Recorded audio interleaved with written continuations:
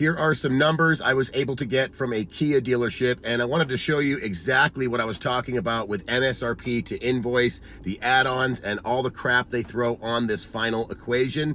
Guys, stay tuned. This is going to be very informative, and for those of you who have no idea who I am, you're going to want to save this for the next time you're car shopping. In this particular case, this was a brand new Kia Telluride. MSRP was $48,530, and you look right underneath that, it says factory rebate. This is from the manufacturer. This is not from that dealership. When it says factory rebate or manufacturer's discount, this means that Kia is actually trying to incentivize the purchase and help you out a little bit with a free $500. Next is the discount. This is the dealership discount. And this is where we get to the Horn Kia price up here. And it's the advertised price that drew me in the first place. How are they taking so much money off the MSRP? Kias notoriously have a small margin from invoice to MSRP. So this seemed too good to be true. Well, guess what, guys? It absolutely was. Take a look at the next item, dealer installed items. This is your stupid shit like nitrogen filled tires, tint, ceramic protection, interior protections,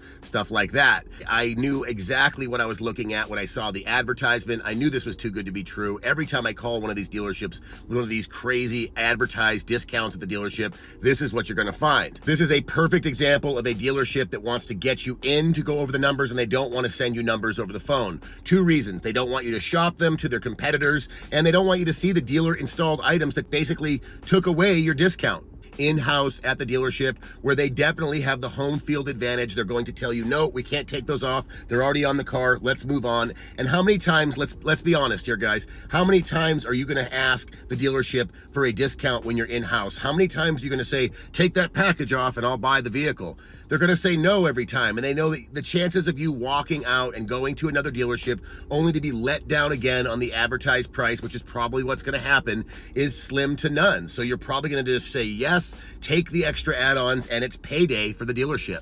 Next is sales tax, and a lot of you don't double check this with what your rate is for your state. Always do the numbers yourself and check it out, double check their work. A lot of times I'll find hundreds, even thousands of dollars in sales tax that isn't supposed to be there. I thought this was very interesting. If you look at license, transfer, title, and registration, plus doc and administration fees, this is a really high number for those two things, and I really don't think anybody should pay more than maybe $700 for both of them added together. That being said, it just showed you exactly what the dealership's doing. We started with this really great advertised price, then you got this huge add-on, and if you add that to the overpricing here, basically they took the entire discount right back from you and put it in their pocket, but they didn't want to put it all on the dealer installed items, so they spread it through the fees. Basically, this dealership is lying to you in its advertisement. Now, I was able to get them down to invoice pricing on this vehicle and get rid of all the add-ons on the price, which gave me a pretty huge discount. Did they give me the discount that they advertised? No, but they gave me invoice, which is what they paid